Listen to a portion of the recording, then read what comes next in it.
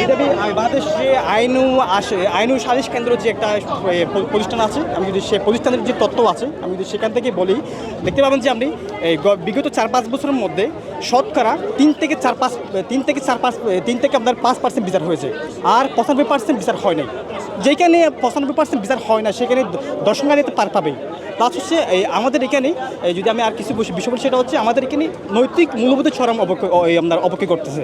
এই কারণে মতো দর্শনকারীরা পার হয়ে যাচ্ছে। বাংলাদেশে যে দর্শনের যে বিচার কিংবা এই আইন কিংবা শাস্তি, সেটা হচ্ছে এই মৃত্যুদণ্ড কিংবা হচ্ছে যাবজ্জীবন।